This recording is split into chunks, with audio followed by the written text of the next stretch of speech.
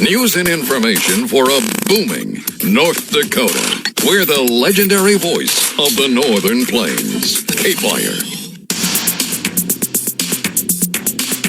Final segment of our Tuesday Energy Matters program. Where's the time go, folks? Action-packed as always with Tim Fisher. I'm Scott Hennon. Our final guest is Joel Johnson. Joel is the Minnesota director for the Center, or the Coalition rather, for a Secure Energy Future. Joel, thanks for joining us. How you doing?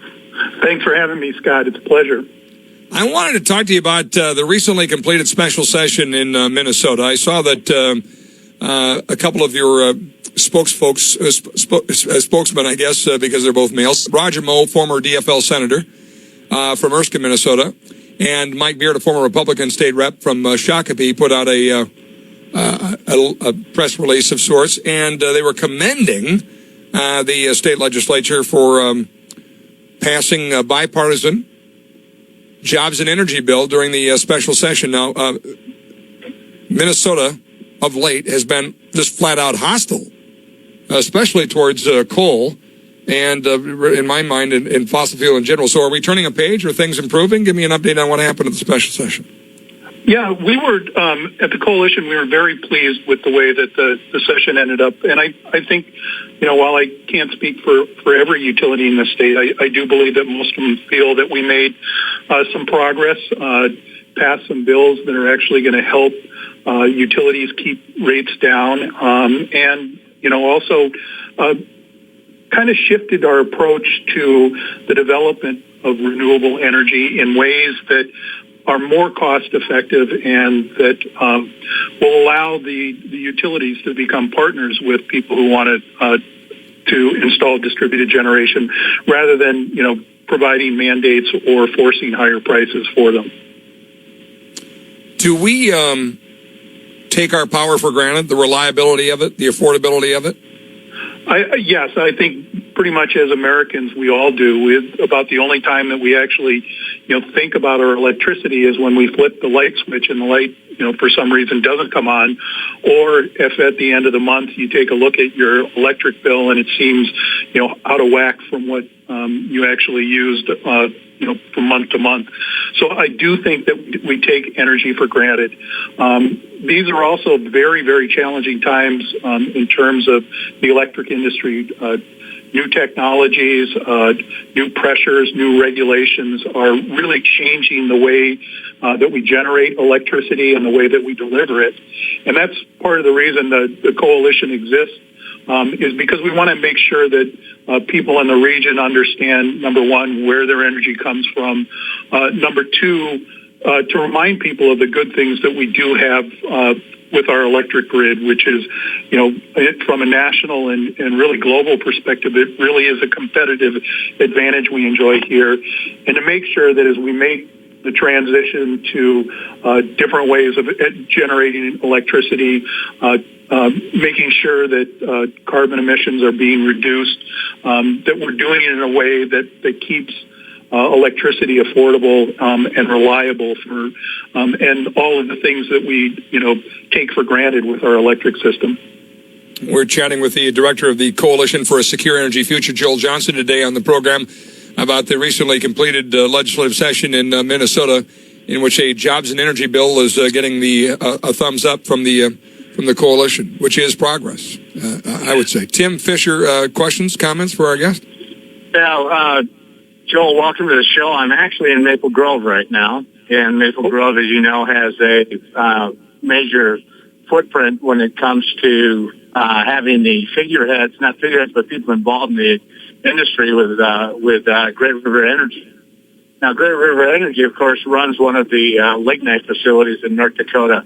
How often do you meet with people, the people with Great River Energy or Otter Tail Power or other Minnesota-based companies?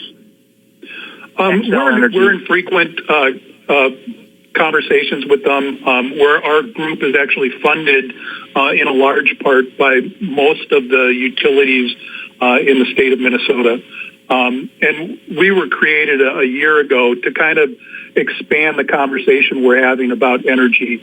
I think the environmental groups and the renewable energy advocates have done a very good job at talking about the good things about renewable energy. But we also want to remind people of the good things that we have with our existing utilities, and make sure that we're preserving what's best about our electric system, namely its affordability and its reliability, and making sure that as we move forward, that we're taking a sensible approach, that we're keeping our options open, and we're using what we like to call an all-of-the-above approach to energy, which includes renewables, which includes things like nuclear, but also includes reliable baseload energy such as coal and natural gas. Just That's a quick follow-up. Mortensen's, who's building the Minneapolis or the Viking stadiums, they are one of the largest producers of wind energy in the country. Do you have meetings with them as well? We do. We do have conversations with a lot of the wind advocates, and I think one of the things that with Minnesota, we do have good wind resources. I think probably as we move forward, I think what we're recognizing now that the real hope of developing and making the best use of wind resources is not necessarily increasing mandates, but looking to export that wind and allowing other areas of the country to take advantage of our wind resources. And I think that's one of the conversations that we need to be having in the state as we move forward. You look across the border, to the south of us, and Iowa is the number 2 wind producing state in the United States. And they've managed to do this without saddling their utilities with mandates. They've developed their resources in a smart way, and they've also found other areas of the country that can use that wind resource. And I think that's one of the things that we as a state in Minnesota need to be looking at, are ways to make best use of the resources that we have.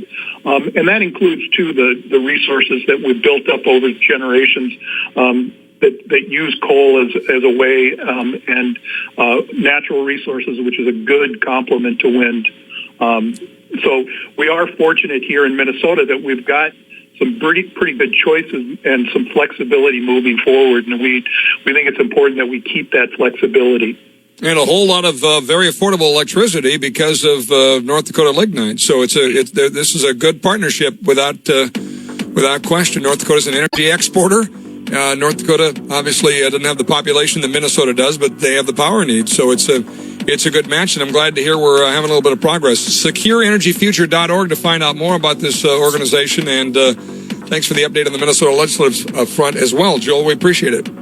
Thank you very much. It's been a pleasure.